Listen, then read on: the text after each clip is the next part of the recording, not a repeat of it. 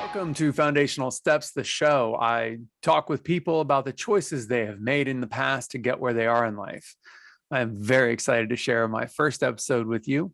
In this episode, I talk with a good friend, Sam Sinai.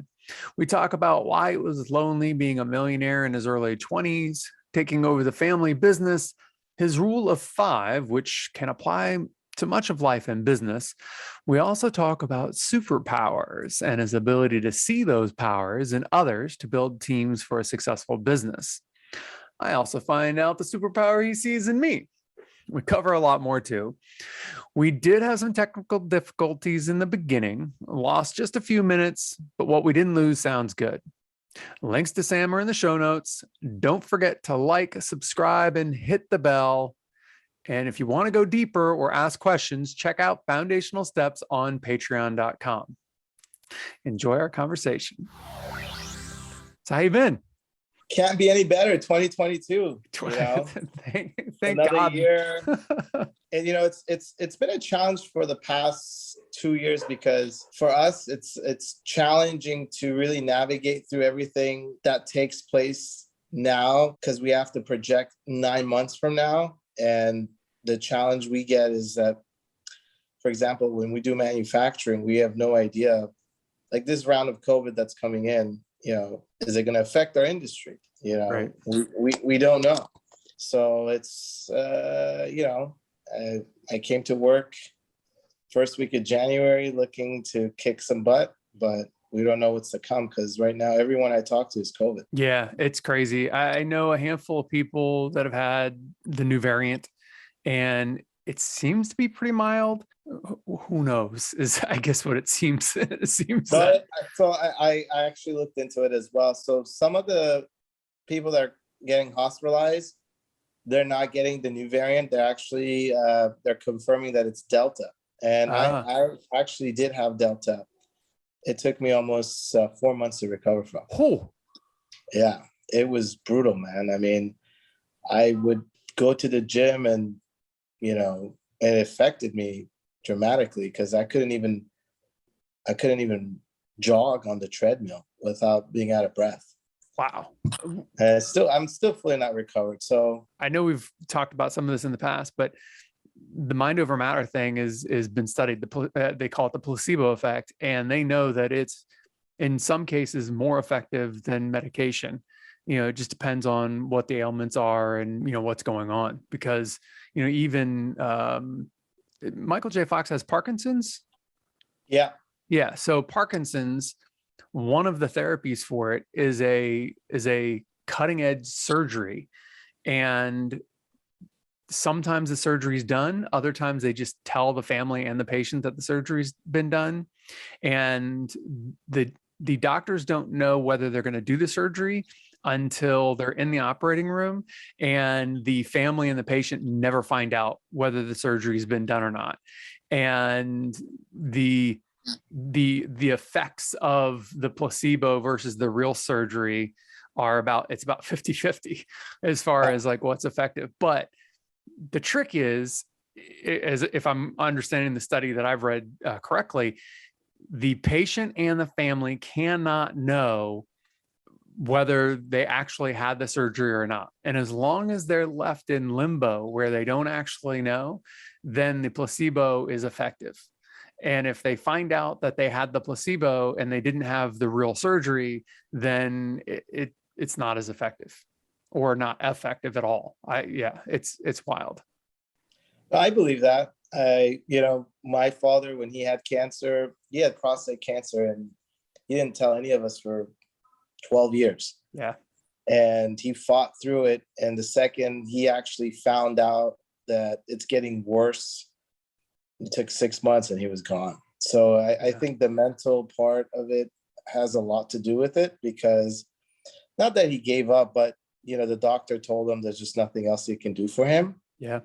No, he got to a point in time in his life where he's like, you know, it's time. I mean, we've talked about this before, and I know you spent a lot of time, you know, reevaluating your spirituality and your religion. And I mean, I don't know if we'll ever know for sure, but for me, I feel like, you know, people get to a certain point and they just, something clicks inside. They're ready to say their goodbyes, Yep. and they make their peace and they move on. Yeah. No, I totally believe that. Yeah. 100%. And I think that's a really, you know, amazing, beautiful thing if you think about it from that standpoint. No, I totally believe in that. And I think you and I have spoken about this multiple times.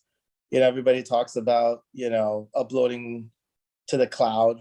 I look at the cloud as the real cloud, right? Yeah. And every night we go to sleep, you know, I think that's when our data gets uploaded to the real cloud. And Yeah, for sure. based on whatever that we've done that day as to our list of data that we've collected for us individual, and then the results pretty much play itself out, you know, through the universe. So I'm now like a lot more cautious about that.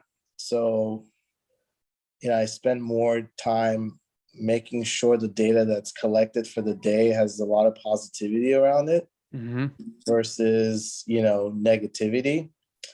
And one thing that I've been doing recently is just anything that comes my way in a negative way, I try to figure out how I can take it in a positive way.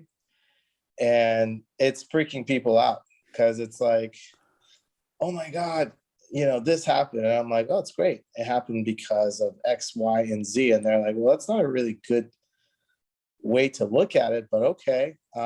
But you know, some like family members think I'm not taking life as seriously anymore. But But that's not a bad thing in and of itself, though. I mean, you know, there's plenty of people that have died, you know, because they've overstressed themselves and they've taken life too seriously. So, 100%. Yeah, I mean, you know, there's a certain amount of seriousness that you have to have just to function. You know what I mean? As far as like paying your bills, you know, having food to put in your mouth, you know, responsibilities. I mean, you have a dog, so, you know, there's certain responsibilities you have to take care of. But after that, I don't know what needs to be that serious after that. You know, it's like once you get you know, the basics taken care of, the quote unquote important things taken care of, everything else after that, like, I feel like is, you know, you got to take it with a grain of salt because it could be gone tomorrow. 100%. And I'm traveling a lot more and I'm spending a lot more money because like you said, it's like, you know, I've seen a lot of family members that have a lot of wealth and they didn't really do anything with it, right? And by the time they realize that they need to go out and spend it, they couldn't really enjoy it. So, you know, I'm learning from that. And so, you know, I do have some savings, but at the same time, like you said, you never know when you're going to go. And when you're at your deathbed, you want to sit there, whatever age range you're in, like 40s or 50s or 60s or 70s, you want to just say, you know, I had no regrets. I did what I wanted to do. I visited where I wanted to go. And I think that's what's really important, you know. And I know everyone's trying to chase happiness. The sad part is 90% of people don't know what that really means. And everyone's trying to keep up with the Jones these days. And I have a friend of mine who's he's a billionaire. He's worth about $10 billion. I can't even imagine. Yeah. That's a whole nother reality. So, you know, I pay attention to his lifestyle and how those, you know, the activities he goes through and the people he hangs out with. And I know he's constantly chasing and is always bored. And yeah, I pick up the phone sometimes and, you know, say, let's go grab some coffee, and I just try to pick his brain to see where he's at. And it's just, he's so disconnected from this world. It's with just $10 billion, it would be hard to be connected to this world, because this world is, the vast majority of the population is in survival mode. And I can't even begin to imagine why anyone would think someone with that much money would be connected, you know, because it's so. Yeah, but you know, I feel like, you know, he can use that money to do so much, right? And I don't think he's at a juncture of his, journey where he realizes that. Sometimes people are given wealth. The purpose is to have the wealth so they can actually do something with it, and it takes a long time for it to click. He's had like a couple really crazy episodes that took place that almost took his life. Wow. And I don't know if those were two events that was a wake-up call for him, and pick up the phone and say, look, these could be wake-up calls for you, and you need to see why this is happening. I mean, he got robbed outside of his house with 3 of his friends, and 2 got shot, but he was literally inside the second they came out shooting, blasting, at his friends, so it was a close call. And the other week, everything outside of his house was completely salvaged, and there was a huge truck that drove down and pretty much hit every single one of his expensive cars that were outside and hit his house at the same time. And the truck lost control, or the brake got jammed. I don't know what the heck it was, but so I think these are all messages from the universe to like, hey, wake up and do something. And I'm now paying very, very close attention, in every message that comes my way for my business, for my family, for my wife. I now pay so close attention to everything. And I'm not analyzing it per se. It's more like, okay, well, this just happened.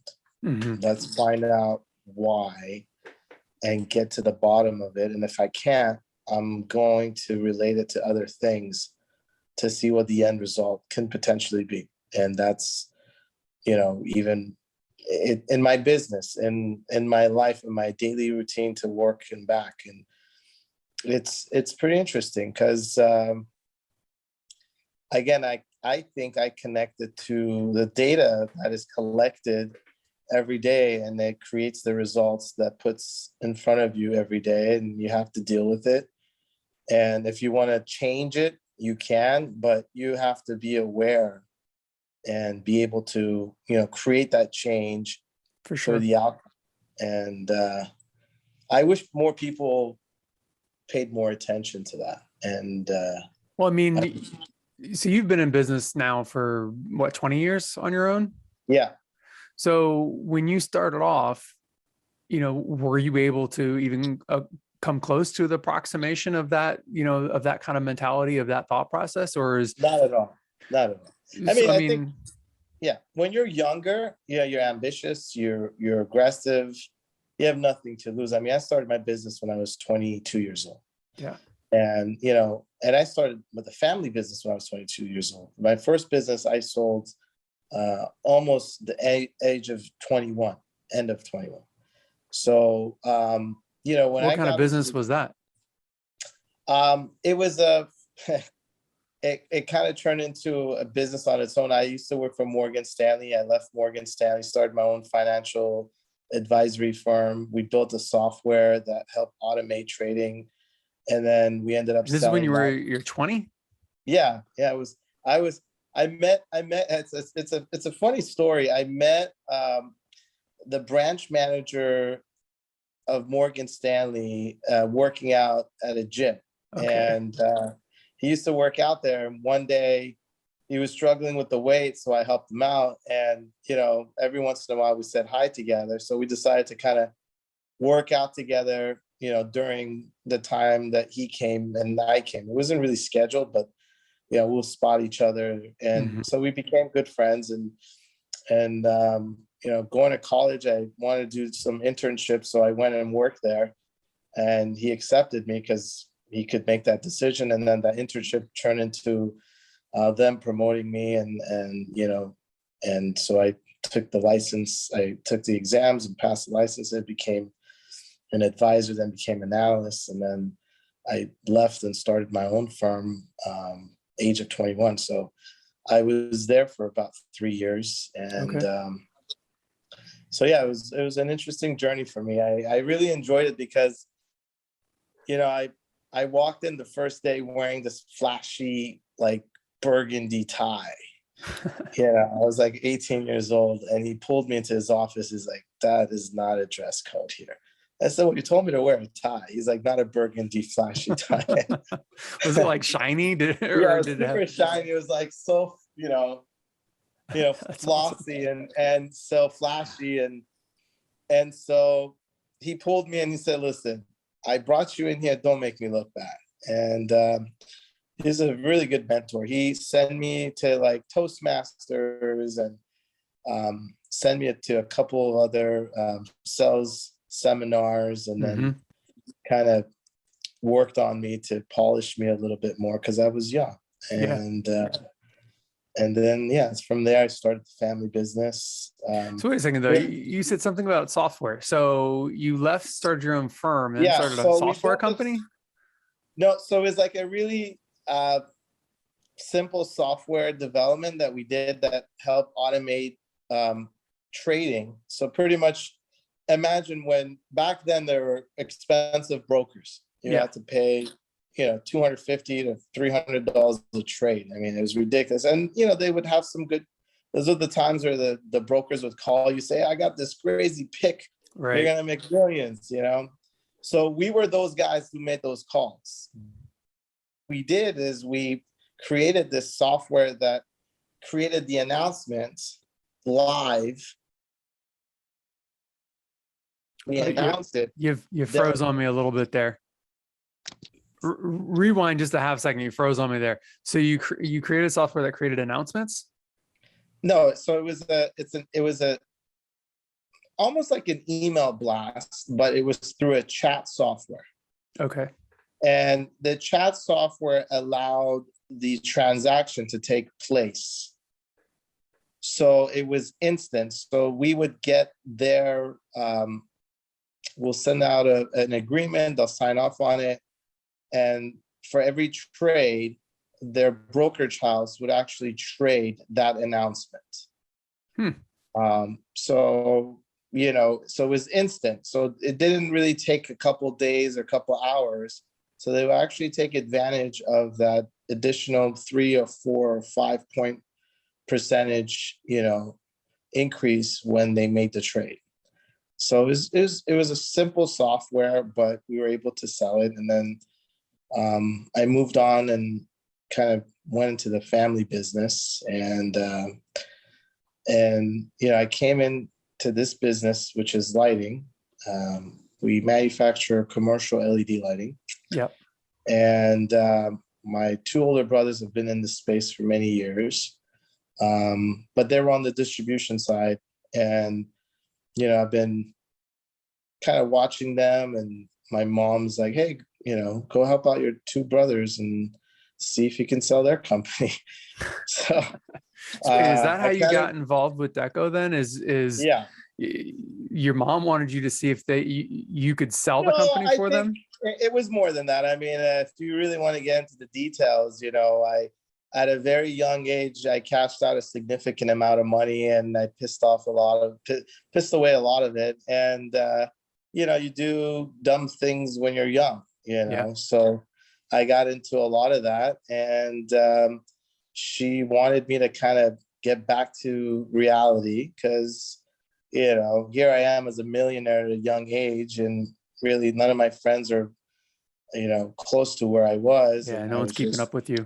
Exactly. And it was depressing at some point, because it's like, you don't know if your friends are like hanging out with you because they want to hang out with you, or they're hanging out with you because you're spending money on them. And for me, it was like, here, let's go to Vegas. I'll get the 2 connecting suites. We'll drive down there in a limousine and have one of the most amazing weekends, kind of like the Wolf of Wall Street type of, Yeah, no, I mean, it of, sounds amazing, but you said that there was kind of an element of depressing, like you weren't sure if you knew who your friends were. So how did you manage that? Oh, I think I lost you. No. There you are. Yeah. So, I think I did stop talking to a lot of them, unfortunately. And not because they weren't good friends, they just weren't the right type of friends for me at time. And I'm still, they're high school friends, and I still talk to some of them, but it was depressing because I felt like I graduated way too young into this other world where people think, once you start making a lot of money, you're going to be so happy and you're going to just, enjoy life. And, I was that young person that made a lot of money. And all of a sudden I'm like sitting there all by myself with no friends because I didn't know, these friends were real friends, And I think one of the most amazing experiences, and I recommend this to many, is try to build the wealth with the people that you love.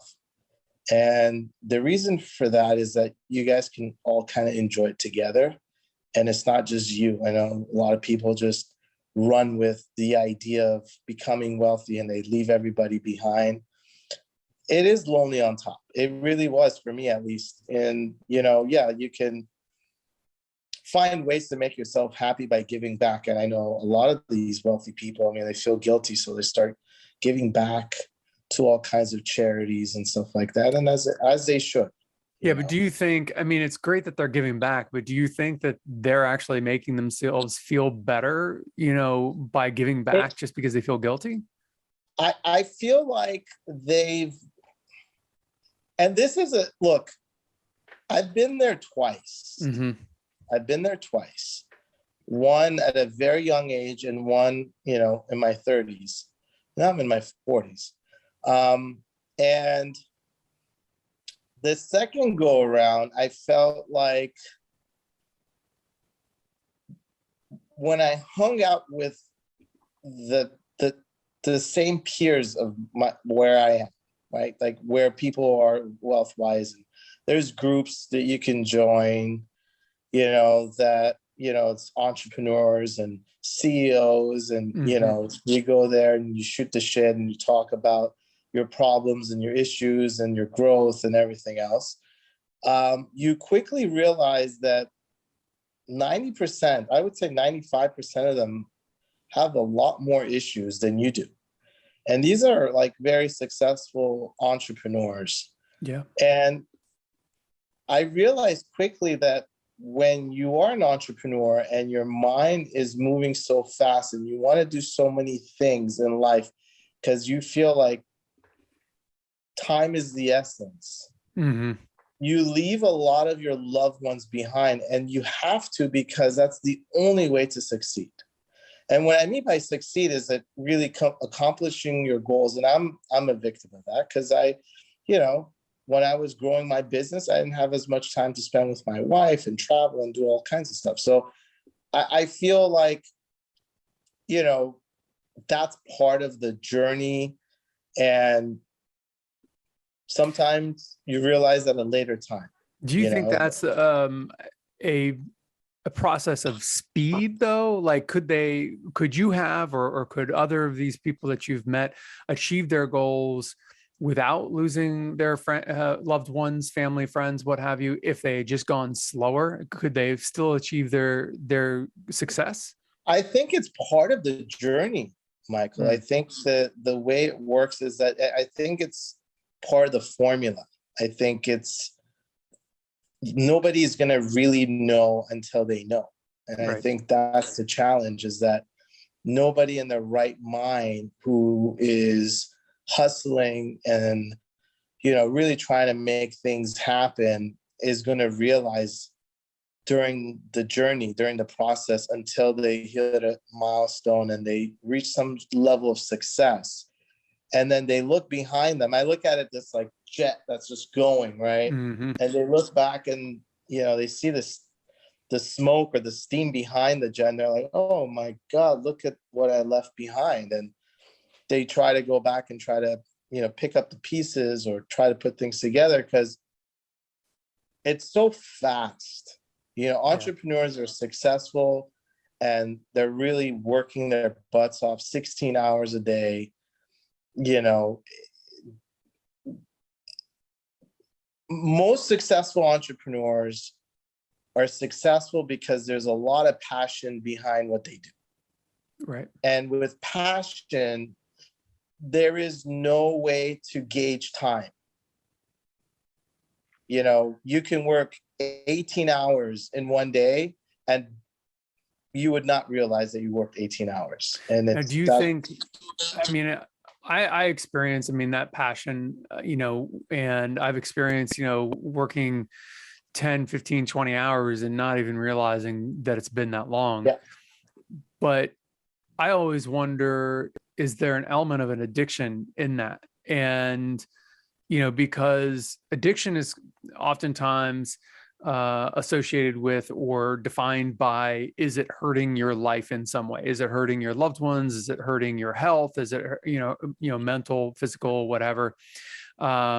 Is some element of your life suffering? And that's part of how you would define an addiction. So I always wonder, it's like, you know, sometimes it's a 10-hour day, it's a 16-hour day, that's a 20-hour day, whatever. That's just what it takes.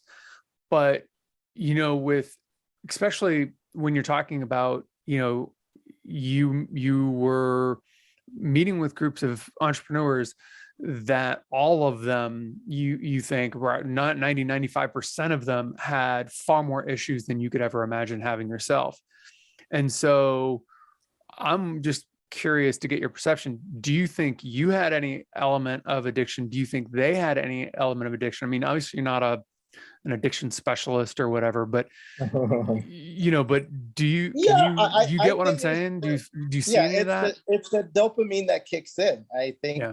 you know, it's what makes you feel good. And for many entrepreneurs, winning makes them feel good. It's the one of the best highs you can get. I mean, when I close a deal or close a project, that 1/10 of a second of the feeling of knowing that I just won by putting in the work, not just like winning. Oh, okay, I just won that, great. But yeah, the payoff. I think the payoff, it's that's what creates the dopamine that just you're addicted to. Yeah. And you're So it's an constantly endogenous. yeah, So it's an internal addiction of chasing that feeling. Like, I feel yeah, amazing. I want that again. I want that again. yeah, yeah. It is. I agree with you 100%. And the addiction, you know, it's so funny. I've met so many wealthy people through my journey, right? Mm-hmm. And some of them have so much money that they never have to work, and their whole entire family doesn't need to work.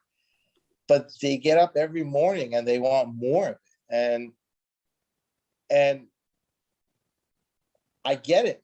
I get it, because the second they stop, it's like stopping time for them. Hmm. And that's when they spiral and, you know, do other type of things that create that feeling. And I think that's why a lot of them get into drugs. I've noticed a lot of successful people that have never tried drugs, you know, doing all kinds of drugs. You know, they're going to big events that, you know, they're for the first time, they're like, oh, I made it. I have a bucket list. You know, I'm going to go down the list and check them off. Right. You know, I've actually created my own bucket list. I've created a bucket list of all the things that you should not do. Oh, I've kind of reversed it. And so wait, some of these things that you have done that you're like, oh, I wish I didn't do that, so I need to, you know, steer clear of these things. yeah. So I'll give you the perfect dumbest example, right? I had probably one of the most important phone calls that I had to make. Mm-hmm. And I had to be somewhere at a certain time. So I'm like, I can kill two birds with one stone. I get into my car, and it's a conference call with like 15 people. And I'm hosting this thing. I'm like, I can definitely do this. I can manage this. I get into the car. 5 minutes into this call, dies. Wait, say that again. You broke up for a second. 5 minutes into the call, what happened? 5 minutes into the call, my phone dies. Oh. Okay. And it's like, it took me months to get this call. And I've probably used every swearing word you can imagine while driving. And my charger, car chargers take freaking 5 to 10 minutes to charge. It's not like instant because Right. it was pretty juiced out. So, dumb bucket list. Every time I get into the car, the first thing I do is like plug my phone. That's So, great. I build these little things and I add to my list, and it's, there are things that scar you that you never want to do ever again, is what I put on my bucket list. And I've actually passed this on to a lot of my good friends, and they said it's the best thing. It's because it's like you got to put it like an ebook together or something like that. That way, you can share it, or heck, I mean, you're an entrepreneur. Sell it. Sell the book for, it's a dumb thing, but let me tell you, it's so helpful, because the second like you come close to a scenario of it, it's like boom, it's right there. Yep. Know it, you're familiar with it. It's like, no, definitely no. So anyways, I have certain things that I've been doing just to make my life easier. And really simple things, creature comforts. Like I always have, some drinking water ready to I'm thirsty, I'm going to gulp down some water. I always have like some sort of glass, a thermos, a water bottle or something, so that, I can do that. I always have, I used to, long before, phones were the way they are, I always had a pen. I always had like a little pocket knife, because you never know when you're going to write something down. You never know when you're going to need, to, cut something, cut your nails or cut, I don't know, a tag, whatever. So there's little things like that, just from, a frustration standpoint. Like, I don't want to have to be bothered with this. And, for me, ideas are kind of everything. Like that's one of the most important things, for my existence. I like ideas. I like hearing ideas. This is why I love, movies and TV. It's like they're just fascinating ideas, and they're filled with different perspectives on these different ideas from different people, different characters. And so if I had an idea that I wanted to write down pre smartphone, I had to have a pen. I had to have a way to just quickly jot down an idea. And maybe it's to go read a book, or maybe it's, just something to write about. Maybe it's something to just ponder and meditate on. But always, like, I had to have that ability, because it would drive me nuts. Most things I could live without, most things, not that big of a deal. Like for me, I never let my phone die, but I think if my phone died, I think I'd be okay. And, if I think there's any chance I'm going to need my phone, like I make sure that it's plugged in. And the times that, now I've gotten to a point where, like, if I don't need my phone, I don't worry about it. And if I have an idea, I feel like, well, it's going to come back to me again if I need it, if I can't write it down or what have you. So it's a different state of being. Okay. So I'm really, really curious, because, going backwards a little bit, you were talking about, you were different, when you were a kid, when you were in your 20s and, building all this, you didn't end up with an alcohol addiction or a drug addiction. And, now with what you've been through, I'll tell you your why. father. I tell you why. I think it's surrounding myself around nobody. That's why. And Like isolating yourself? Yeah, I isolated myself because I had one goal, and that goal was to become successful once again. And I didn't let anything get in the way, or anyone. And once you get there, that's where then it kind of opens up a little bit more. And it's like, okay, through your journey, and I can guarantee you, everyone's process is probably the same. Through the journey to success is where you meet new people. Yeah. Those people either make you or break you. And a lot of people gravitate towards the ones that have it all, but they've already have made their success and they're heavily involved in other things that come with the success. So you believe by hanging out with whomever that's going to get you to become successful, that is the reason you're hanging out with that person. You're going to also pick up after them. So one suggestion that I always, and you'll probably kind of take a second and say, oh my God, that's so true. The 5 people that are closest to you make up who you are. Yeah, for sure. The 5 people that you hang out with are who you are. And what I mean by that is it's how you laugh, how you respond, how you dress, how you react. All of that comes with the 5 people. So your identity is always changing based on who you're hanging out with. I've gone through so many different, I have photos of myself and I look at them and I say, oh my God, is that really me? But, it was a journey of my life. Mm-hmm. I was such a nerd. And the reason I was a nerd is because I was hanging out with a bunch of other nerds. And I'm not saying being a nerd is a bad thing, but, I was wearing glasses, and I was wearing polo shirts, and, I was just a completely different person. And, now I'm hanging out with different level of people, and, I'm now a lot more wiser, but I realize this now, I would have never responded that way. I was never this short. I would have never, made a decision so quickly. And Mm-hmm. I'm doing that because I'm seeing my peers kind of at my level that I hang out with kind of respond the same way, and they're getting results. So I'm like, that's probably going to work for me as well. And after a couple of times of trying it and it works, then it fits. It's like you're never always comfortable to it until you become it.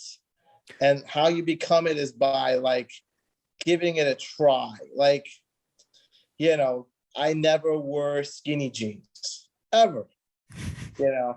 I went shopping with my friend. He's like, hey, you got to try these on. I'm like, there's no effing way I'm going to wear that shit. That's all I wear is skinny jeans. So it's like they're comfortable, and I, we'll stretch to them. Yeah. And it's like, I never in a million years would have ever thought I would wear skinny jeans, but because he opened me up to it and I tried it and I liked it, it became me.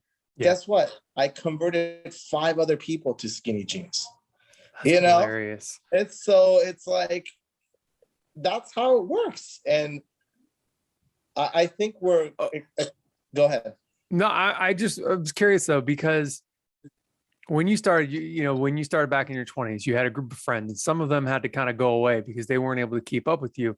And you've adopted this kind of isolated, position where you're going to hang out with people that you meet along the way. I mean, was that because you had to let go of your friends though? Was that because you kind of had to cut people off? Is it a survival technique? It's a survival technique. And then, through your journey to success,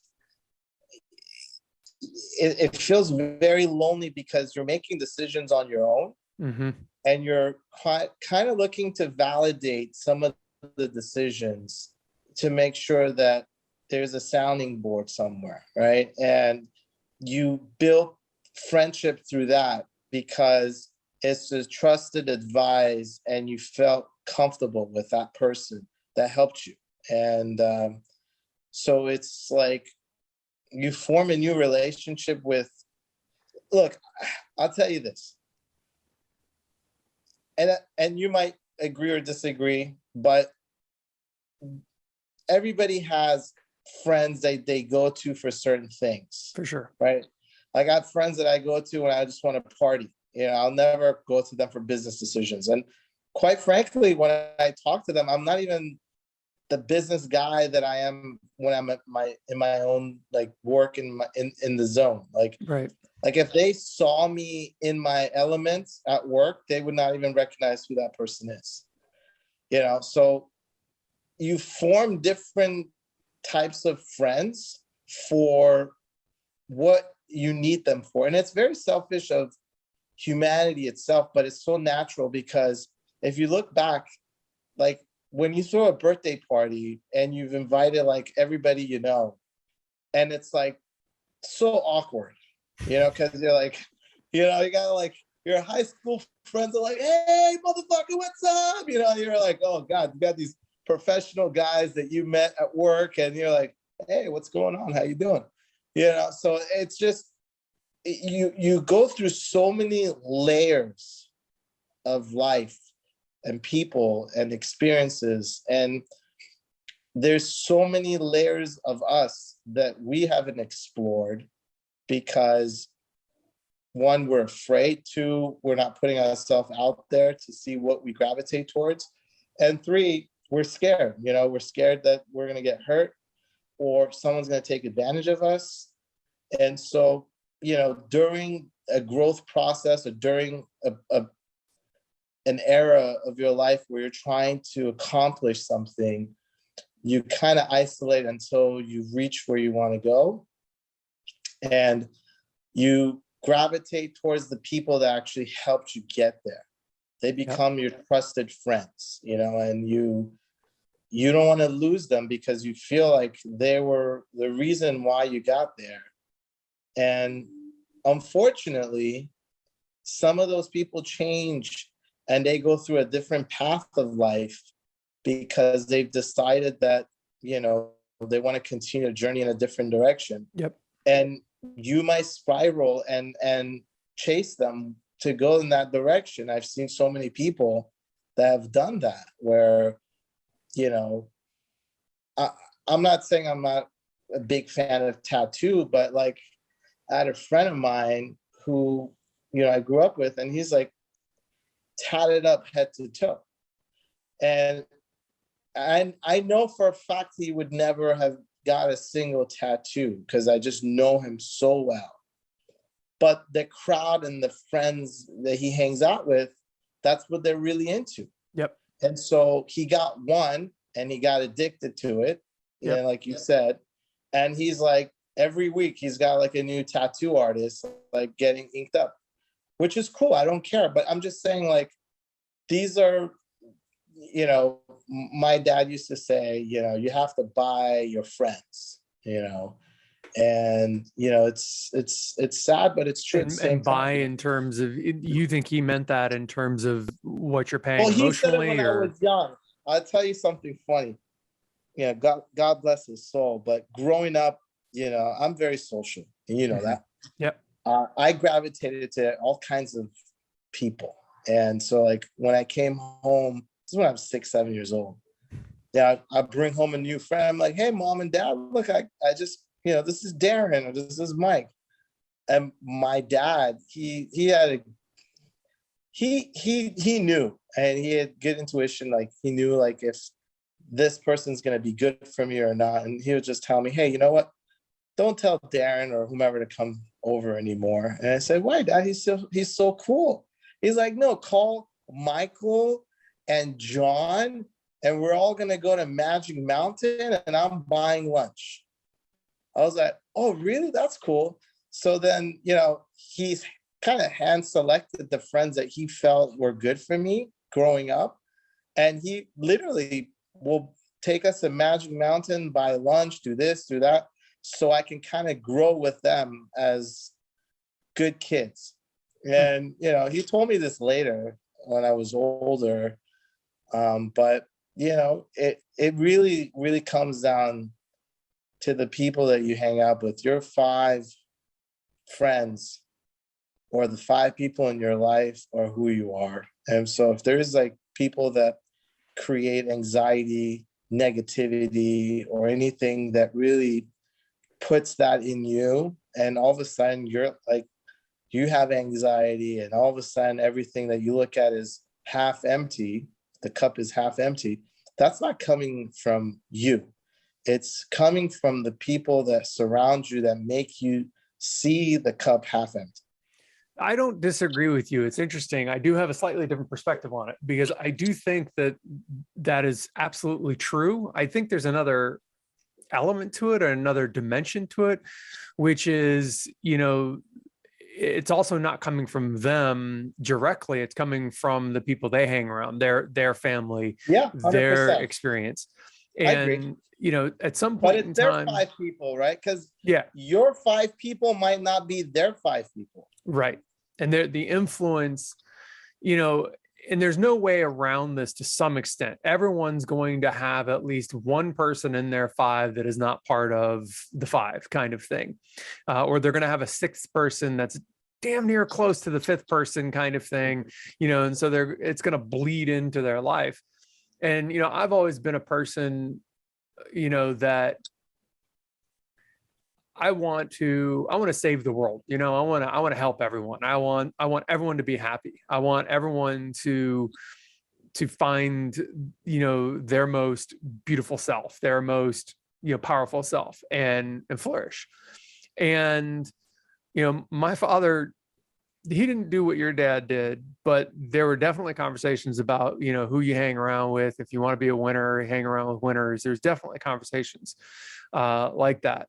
And, I remember when I might have been in college at this point in time, I kind of got angry. It's like, well, they could be winners too if they had opportunities. Like they didn't have the opportunities that I had. And he's like, no, that's true, but that's not your job. And I was like, well, maybe it should be.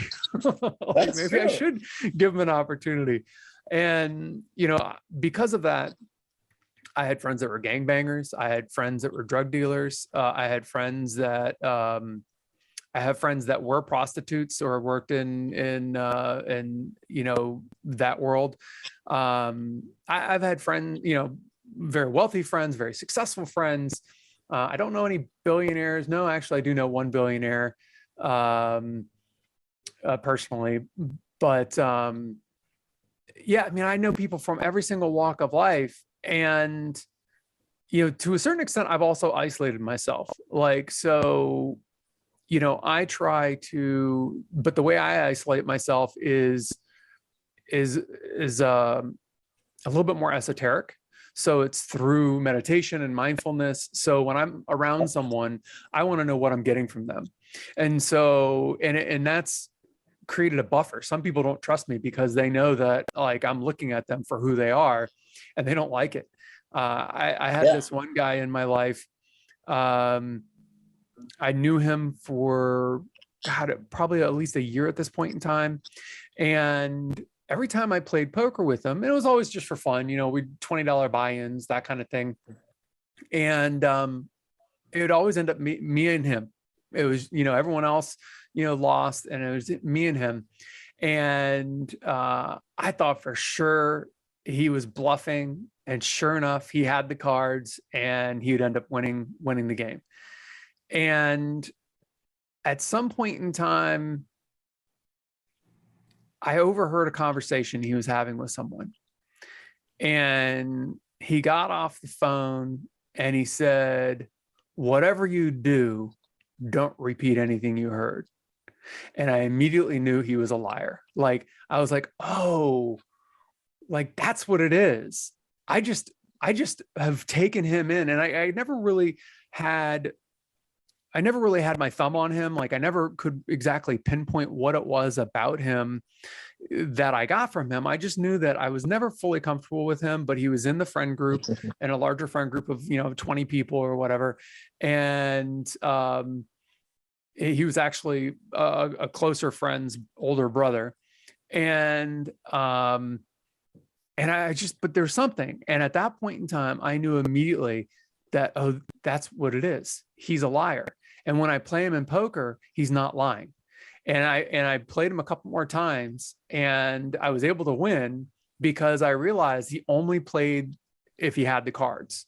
If he didn't have the cards, he didn't play, because, everything was, some sort of grift or grind. And I don't think he was a liar maliciously. I think he thought it was his only way to survive.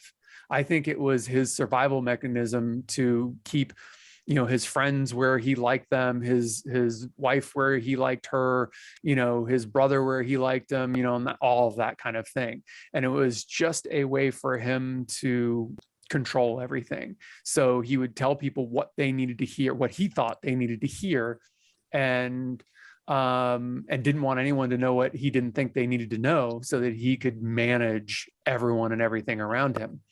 And, he called me out at one point in time, and was like, what's your angle?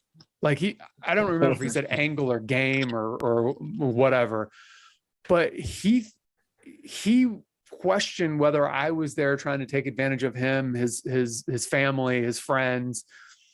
And I'd figured him out at that point in time. And I was like, you've got to understand.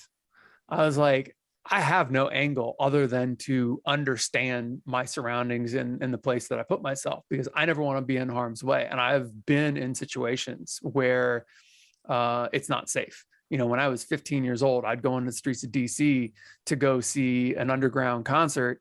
And like, I had to negotiate with, some of the, I don't know if they're homeless or what, but, so that, my friend's car wouldn't get, broken into or stolen or whatever. And, I just, I trust everyone to be what they say they are. And so, and if you look someone in the eyes and you ask them, are you going to break into my car?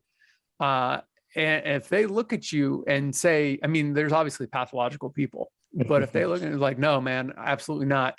Like, you give me $1, you give me, whatever, this is back in the 90s. I'm going to take care of your car. Like, I was like, all right, I trust you. And then someone else comes up to you and says, hey man, whatever. And I'm like, that guy said he's washing our car, so you can deal with him. And they know each other, and all of a sudden now it's like, you're taken care of. We come back to the car, it's fine. It's all golden. I'm 15 years old, finding myself in situations like that. My parents would probably lose their shit if they, if they knew at the time what I was doing. But it was just, life. And so when this guy confronted me, I was like, I'm just trying to understand, my surroundings and the people around me. I don't want anything from anybody. I don't need anything from anybody, because, I'm going to get where I want to go when I need to get there, because that's what I'm about. And, I've definitely seen, I was having a conversation earlier today.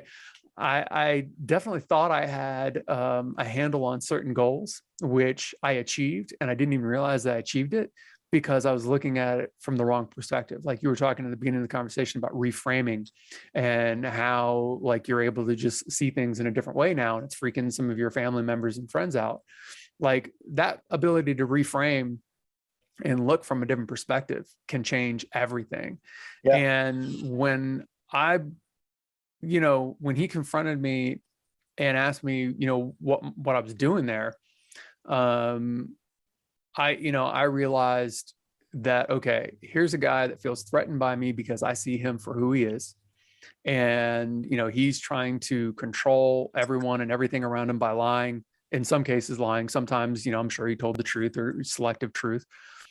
And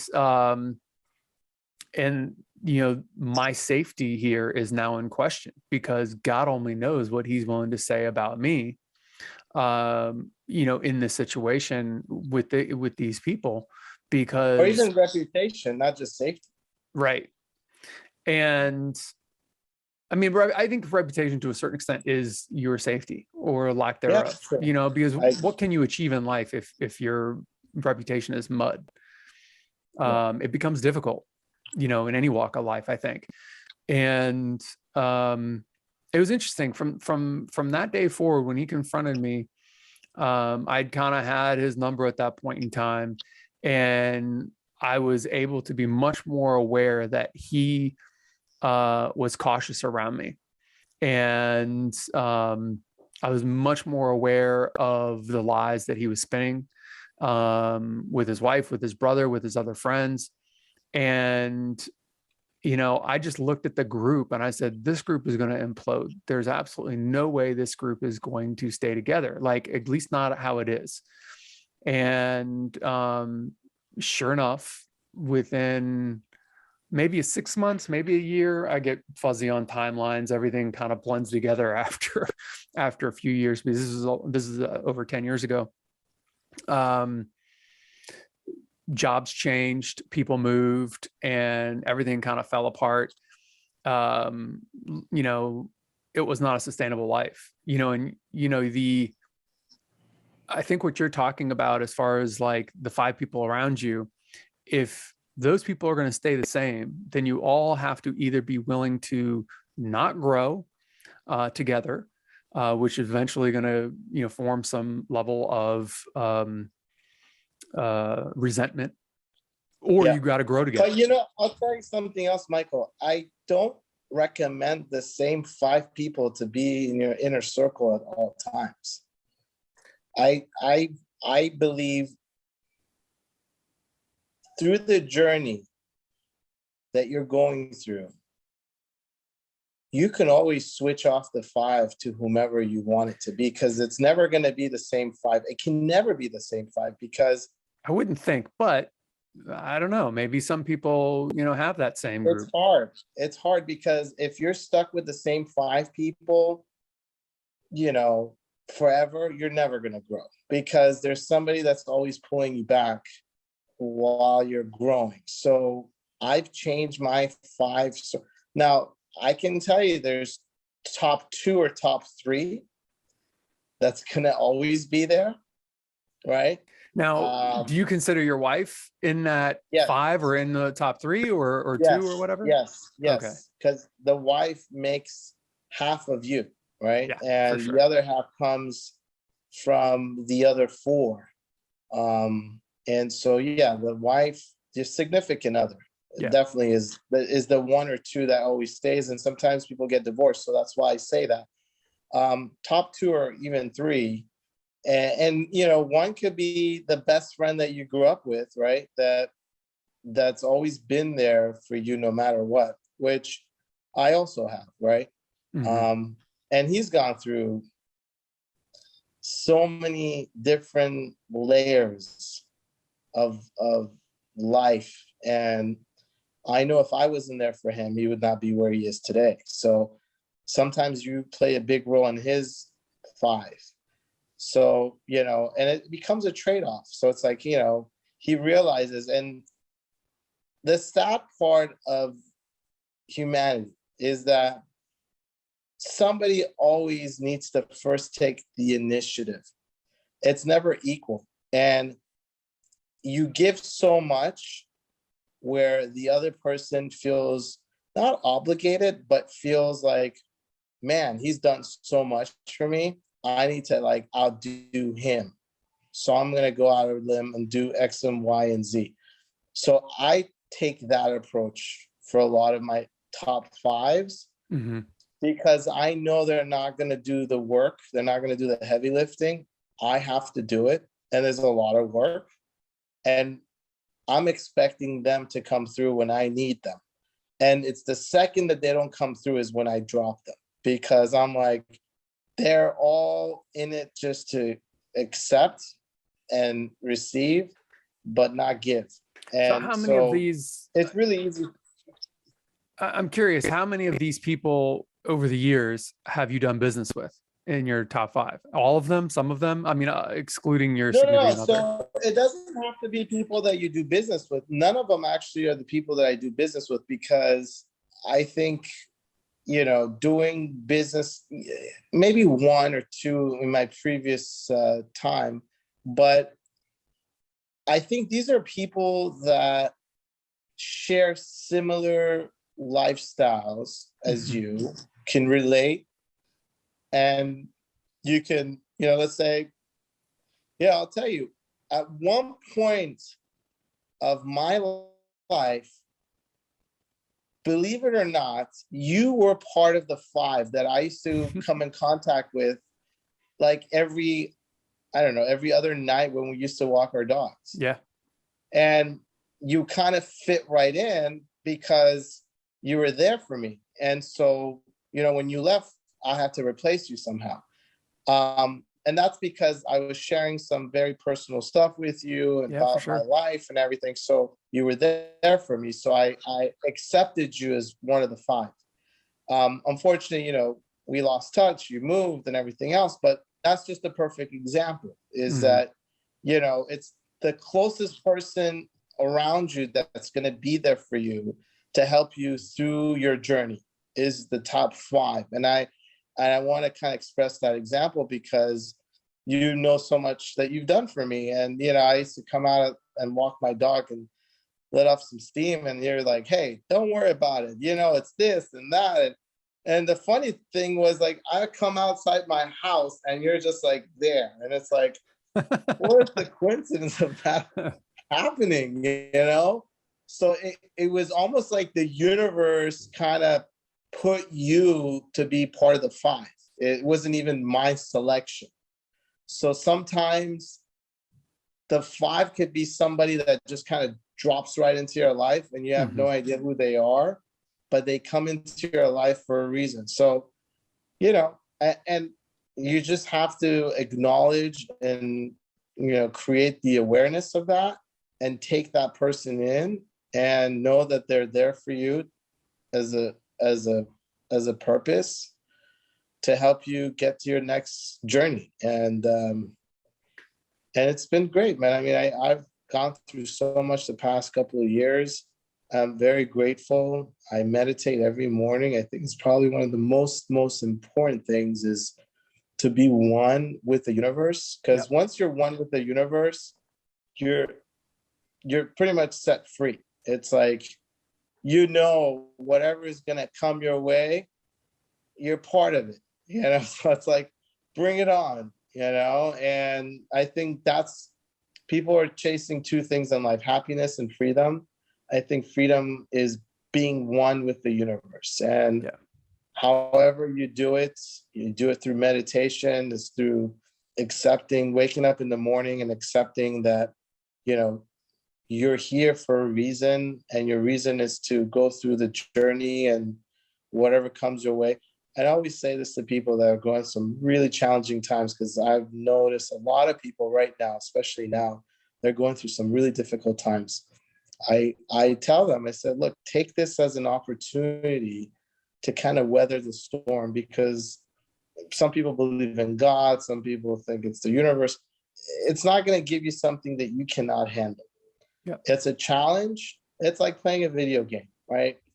And I remember I used to play Street Fighter all the time. And when I get to the last guy, I remember what his name was, but I hated that level because I know like the chances of me winning was like 50-50. And then, and so sometimes when I didn't win, I'm like, I know I beat him because I beat him before. I'll have like packs of quarters until I freaking beat the last guy.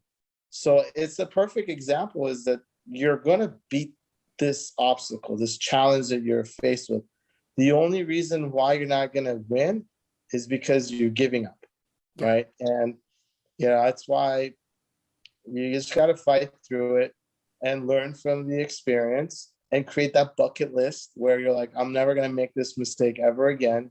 And that's how I got here to begin with.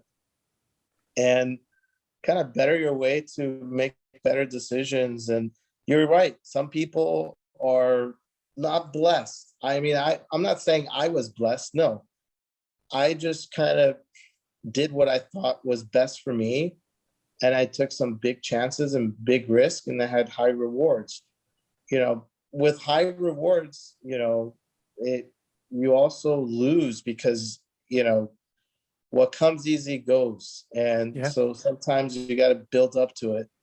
And when you sacrifice, which a lot of people today don't really understand what sacrificing means. They watch an Instagram post or they watch a TikTok video, and they think it's like, oh, overnight. And what I'm starting to hate is all these bullshit advertisements about these guys telling you that, you can become a millionaire in like a month. It's all bullshit, man. It's a scam. Don't You could listen make to it. them a millionaire in a month. Yeah. Yeah. So it's like, and these poor people, they don't know any better. They don't have mentors. They probably don't have those 5 people that are going to help them accelerate to the next level. And they gravitate towards this one guy who says, buy shit on Alibaba and sell it on Amazon. And look, it might work, it might not, but I'm just saying, that's not the way to do it. The best way to do it is to literally learn the business, find out how to perfect it, find out who does it best. Yeah, I give advice. I'm on a bunch of boards that I sit on, companies board, and at the same time, I do mentorship for a couple of companies for their people, and even startups. I mentor a bunch of startups. I said, any business you want to start, all right, any product you want to develop, go find. I use the 5 for everything. Like the 5 is my everything, right? Go find the 5 companies that actually sell a similar product, learn everything about them, learn how they go to market, buy those 5 products, and see how you can make it better and do what they do better. I mean, that's the best way. If you don't want to be innovative and you want to just be like the average person that wants to kind of start a new business, a harness for your dog, right? Right. Go look at all the harnesses in the market, find the best one, put some really cool. I mean, there's a successful gal that sells these Frenchie harnesses for my dog. She's killing it right now. And all she did was find a comfortable harness. And my wife buys like 3 a month. I mean, I make so much money off my wife. Oh, wow. Alone. But I'm just saying, people who are starting to, or services, find out the top 5 people that do whatever services and see how you can do it better. But you have to learn the business first. Yeah. Go through the process. I remember one time I was making a lot of money and I wanted to start investing, right? So I'm like, I want to start investing in franchising restaurants because I just thought that was something that was cool, right? Okay. So I started learning about it. I went in first week and I went behind the scenes to see like how these restaurants operated and what goes. I mean, God bless people that own restaurants because it's probably one of the most difficult things ever. After 5 days, I said, there's no effing way I'm going to franchise restaurants. It's like, it's a nightmare. You're pretty much, that's it. That's your whole margin. Life. Yeah. It's horrible. Hundreds of thousands, if not millions of moving parts, a lot of which you can't control. It's crazy. And another thing is, I know this for a fact. A lot of us who come into this world, just like animals and, living things in this world, we come with a special superhero power, okay? It could be how you talk to people. It's how, how you are so calculated, or how you're an athlete. You come into this world with a special superhero power that God gives you, or the universe gives you, in order for you to survive. So that means if you are stuck on a desert, you are going to find this superhero power of yours to figure out how to survive. I mean, I think that desert is planet Earth, and it's sometimes a desert, sometimes whatever. I agree with you. So I encourage people to see what that is. I mean, I know what your superhero power is because I've spent enough time with you. And, you just got to kind of go and figure out how to build a business that requires that special skill set. In my company, when I first started, there's a bunch of articles on Forbes and Entrepreneur Magazine, a bunch of places. I don't like to brag or anything, but this was one of the things that I did in my organization that helped me become so successful, was that I built a superhero power theme in my organization. So when I hired these individuals, I hired them for their skill set that added to the superhero power group that made us successful. So you would look to identify what their superpower was and figure out if that's something you were lacking in your team, and then add them to your team. Correct. So, Yes. okay, just, I know we've talked a million times in the past. So, what did you see my superpower being? I think you have the ability to get into any business and learn it quicker than anybody else, and understand the pros and cons, and be able to monetize both. And the reason I say that is because I think you pay more attention on the cons than the pros, because the cons are what creates your pros. And it's amazing because a lot of people get into businesses and they only look at the cons, right? So your skill set is you have a very well equalized way of looking at things to really assess what it is, and do it the right way, and you expose the right way of doing it. And I know when you were trying to sell me the insurance, I knew that I can trust you because you probably went out and looked at everyone that sells that, and I know I can trust you with it. So, I had a shitty business partner, which she's no longer here, but that what blocked me to even want to move forward with your company. But what I was trying to is that you're like the perfect, candidate for any kind of a business that can create the equalization in a company. So what you also have as a skill set is that you gravitate towards people that are so like you. Yep. Right. So it's great because you are very secure and you know who you are. There's a lot of people that have insecurities and they don't know who they are and they're trying to explore. So you understand who you are. So there's not going to be a lot of negative people around you. So for you to elevate and grow is a lot easier because you're going to always gravitate or have positive people around you, because you'll never accept negative people. Like, you cut them right away. It takes people no time for that. years. No, I'm telling you, it takes people years to cut people out of their lives. So, I think it's interesting. And I appreciate everything you say. I mean, I'm sitting here listening and I don't think you're really wrong about any of it. There's some of it that I might look at it from a different angle. I got a job offer last week and he's like, man, we'd love to have you. But, it was a money issue. Like, I just don't see myself making enough money. He's like, no, I get it. You understand your worth, you understand your value and what you're bringing to the table. And I get it. You're not going to make, as much money as you could be making in other positions. And, actually started, telling me about other companies that were hiring and other, positions that, might be valuable for me.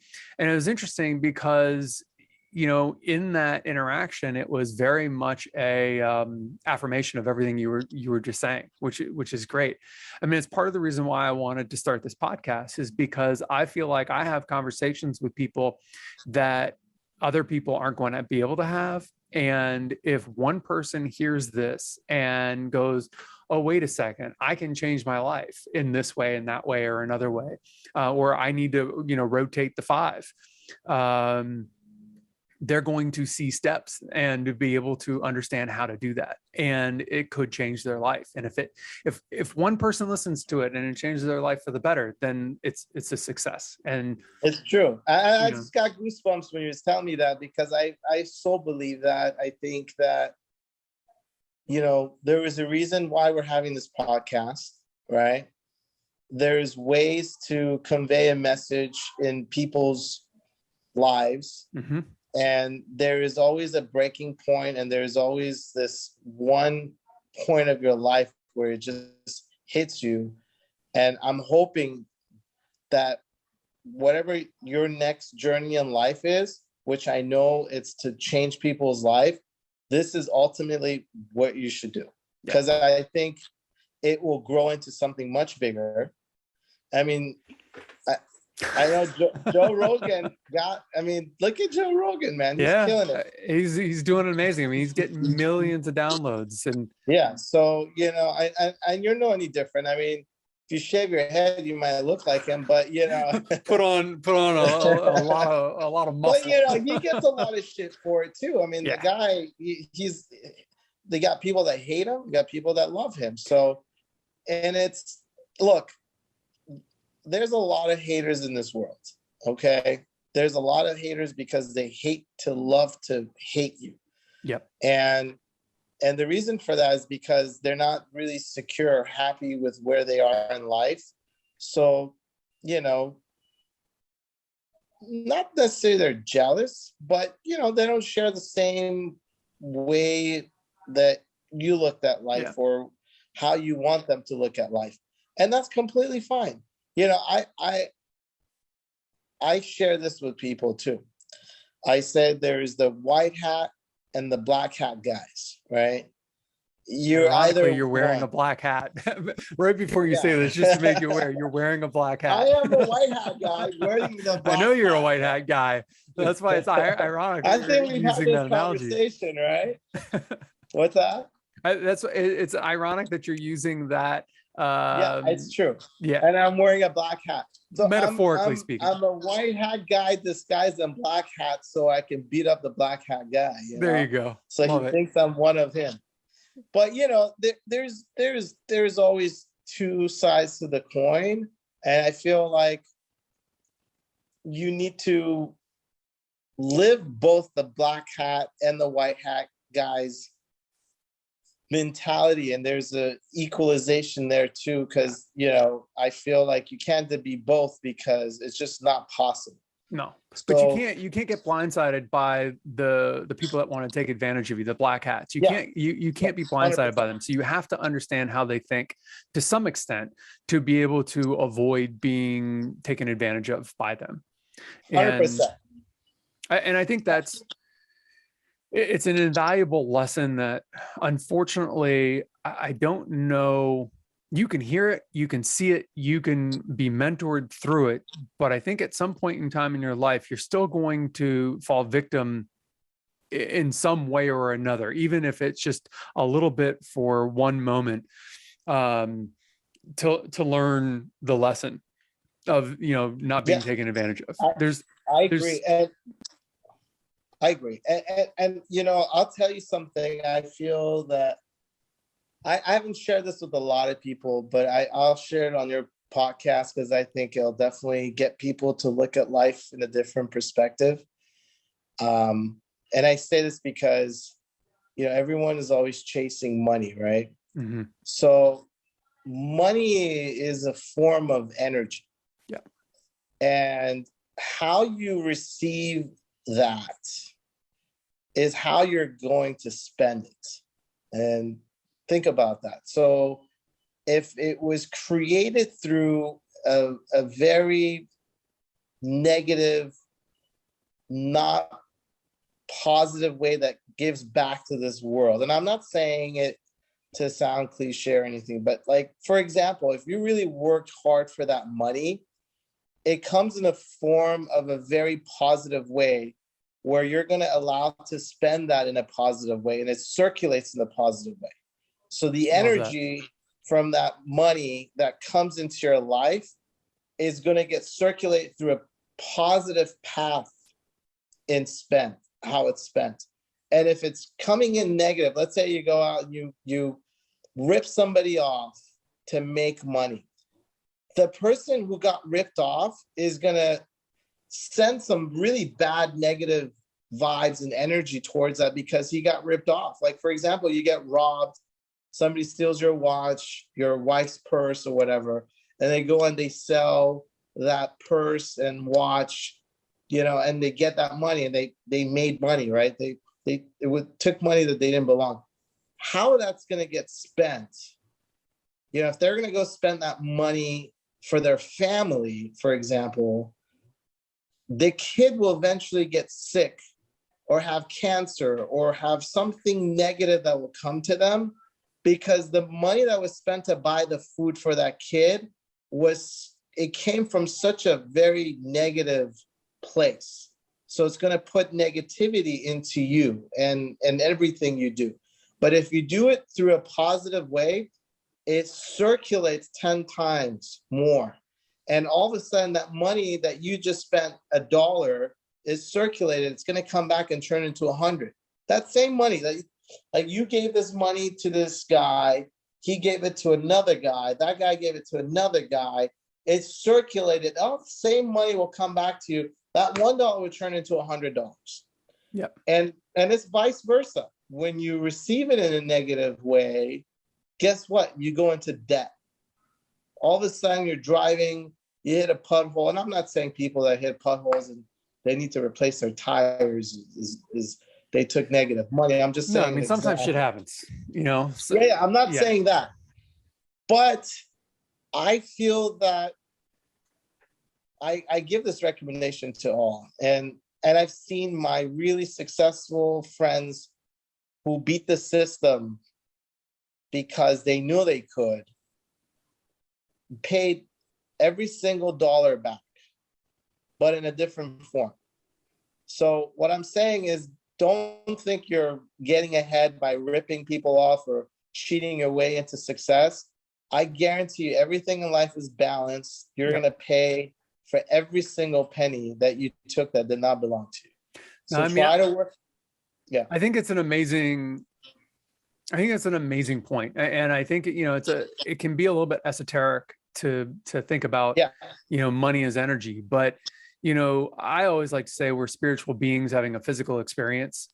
And, the mind, or our beings, or our spiritual beings, our spirit, our soul, whatever, if we're having a physical experience, then we have to somehow or another, materialize, our love or our hate, or, our negative, our positive, or whatever.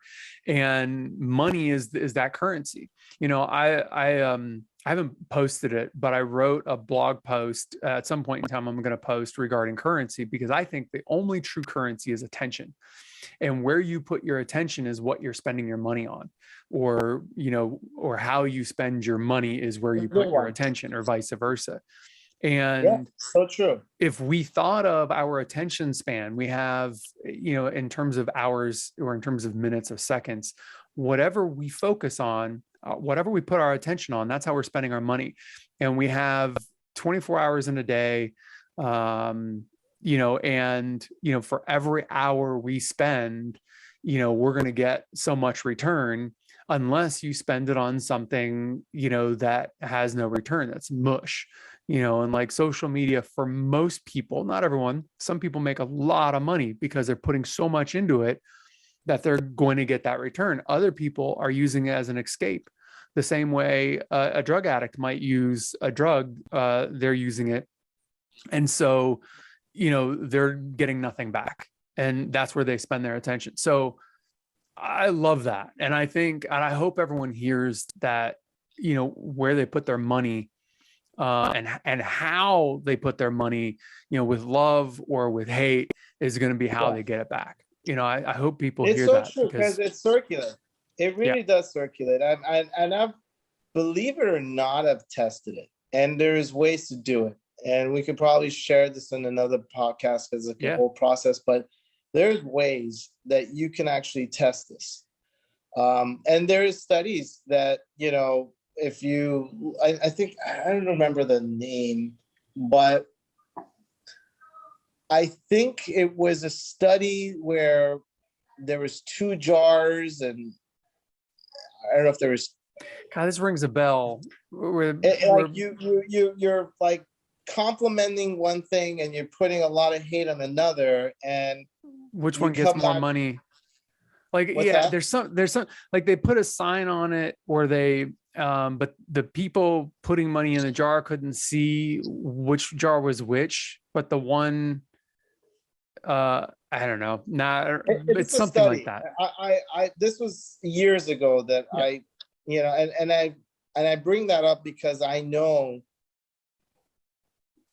even when you spend the money on products that you just mentioned that you have attraction or attention to that really better or create some sort of a positivity in your life, and you're spending it on whatever the product is or whomever the person is with joy, that joy brings joy to them and it's going to bring joy to others. But if it's like, if you're spending the money and you're just like, you have to give the money because you are obligated, and I'm not talking about taxes here, because Right. everybody hates paying taxes.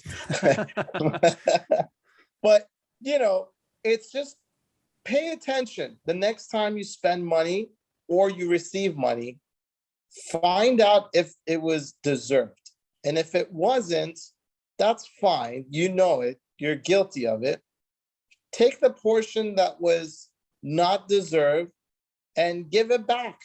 Give it back to a charity. Give it to something of an organization, because you don't want to turn that negative money and put it into your day-to-day life or into your family. See, this is what we were talking about. And then I think again, this is a little bit esoteric, but you hear, the old ways of alchemy, turning lead into gold.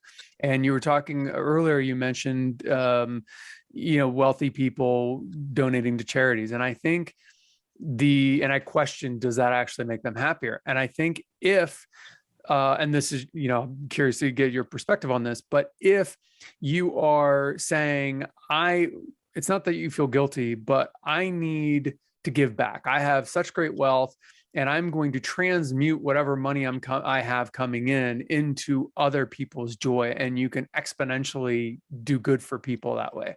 But if you're just doing it strictly out of guilt, then there's a good chance that you're not going to feel better, and you're going to have a whole host of other problems because you're putting it out there in the wrong way. Yeah. No, and you're I think absolutely right. it takes a level of mindfulness, a level of intentionality to really transmute, whatever, I don't know, some people call it karma, bad energy, good energy, negative, positive. I think, that person that has ill-gotten gains, that's trying to feed their family, if they think they have no other choice but to do what they're doing to feed their family, and it's out of love, I think it's possible that child may not get sick and may actually be able to flourish. I agree. And again, I was just using an example. What I was trying to say is that, listen, you could, if you want to steal to feed your kid, you can easily walk into a grocery store and, negotiate with the whomever that's there to say, hey, look, I have a family that I need to feed. I know you're going to throw away X amount of stuff. Can you help me out? Blah, blah, blah. And show pictures of your family, and they can actually do that. I not go and break in somebody's house and steal their belonging and, going with a gun. And if they see him and they shoot him because they need to go feed a family. So I agree, but at the same time, I disagree. There's ways, if you're literally looking to feed a family, there's way positive ways. I mean, there's so many organizations, there's so many places that you can go to that can help support that. I mean, that's where our tax dollars are going, into so many different foundations. Look, you have to be smart. You have to go out and understand. And look, when you do that and you do it the right way, God's going to really open up more doors. The universe is going to open up more doors for you, because while you're there, you're going to meet somebody else who's struggling just like yourself. And you're going to create another, your top 5 there. And together you're going to survive through some of the challenges, because that guy might know something that you don't, that he's going to say, hey, by the way, do you know there's also this is available and that's available? And now it's opening up other doors for this guy not to go in somebody's house and steal and end up going in jail, and this kid is going to be raised with no father. So, and that to me is the worst crime, is that we make people feel shame so that they don't feel comfortable going out and talking to other people or explaining or sharing their experience, because it's the people that feel shame, that shame festers, and that then they end up going and doing something that they're going to regret because 100%. they just couldn't talk to someone, they Yep. couldn't share their story. It's true, because a lot of these people, I mean, they don't want their family to know that they're struggling. Right. And look, life is a struggle. It doesn't matter if you're wealthy or you're poor. It's a struggle no matter what, and that's what life is. If you woke up in the morning and everything was fantastic, there's no point of living. I just came back from vacation. I'm telling you, I spent a lot of money on this vacation. The best food, the best journeys, the best scenic views, the best of everything for 7 days. I mean, I on my Instagram posted some of the places I went. Everyone was like, "Oh my God, where is this and that?" But you want to be honest, I couldn't wait to get back to reality, because how much could I do of that? Let's say I had all the money and I lived this amazing life every single day. I would not like life every day. I'm not saying that, it's just too much of everything is not good. And I feel like the struggle is not a struggle. The struggle is the process in order for you to grow and graduate. And when you're in your deathbed, you can talk about all the different levels of your experiences and journeys that you've been through, good and bad, because that's what tastes good. Mm-hmm. If you don't have the bad, you don't know what good tastes like. And if you don't have good, you don't know what bad tastes like. So it's like, so that's pretty much what life is all about. And people just need to understand it and get out there and communicate and connect with other people that have the similar lifestyle as they do, and try to help each other out. They did this other study, and I got to jump on another call. I think we're at a good wrapping up place, but finish this. Yeah. So we're all built to help, right? They've done this study, like the most awful person that killed and did this and did that. But when they saw somebody fall, their instant reaction was just to go see how they can help. And it's like, it was just their instant reaction. Like, hey, you okay? What happened? Are you okay? So we're all built to help one another. We just have to be able to connect with one another to see how we can help each other. Absolutely. And if we can do that, I mean, we can all support, and all these situations that are taking place during our time, with COVID and, 9/11 and all the times, the things that we've kind of lived through, a lot of people have come together during that time and, become closer with one another. But it's sad that something bad like that needs to happen in order for us to really realize that we are there for one another to help each other, but we're never asking for help, and help is not like this. Hey, give me money. Right. That's not help. It's you work together to help each other, and see what each other's needs are. Like, I think this is a great place to end. And I think to kind of sum up what you're saying, I think, we're not tribal beings. We are survivalists, and the easiest survival mechanism is to band together.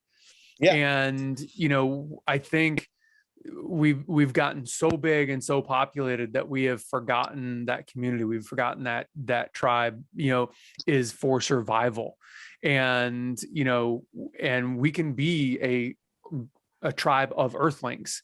We can help everyone because everyone can thrive, and I can thrive through your thriving, and everyone else can thrive, and yeah, I mean, I think it's a beautiful, beautiful sentiment. And the enjoyment of thriving together is probably one of the best feelings oh yeah, of life, because you don't want to thrive by yourself, and you can't really experience and live the thrive without somebody that you enjoy or love, because there's no party without a bunch of other people.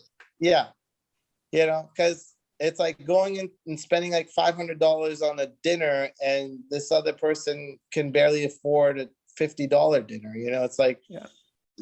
And this is your best friend, right? So you want to be able to sit toe to toe with them, and you guys help each other get there, and the experience is 10 times better. Yeah, I agree with you. I mean, thank you so much for doing this. And we'll do maybe a round 2 at some point in time. Maybe when we'll talk, we'll get more into the idea of putting money out there, your experiment, because I think that could be valuable for people sometime down the road. But I just, Sam, I can't tell you how much I appreciate you for doing this, because I know your time is valuable.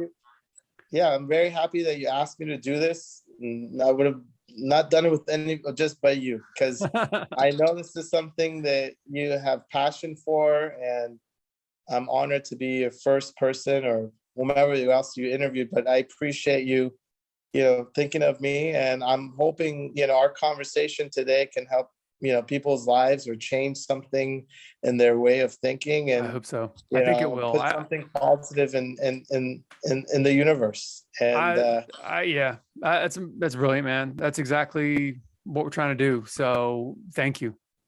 Yeah, you got it. All Thanks, right, Michael. I will. I'll be in touch, and yeah, man, be well. Tell your lovely wife that I said hello, and give your dog a little rub. Nico misses playing with him in the evenings. For sure.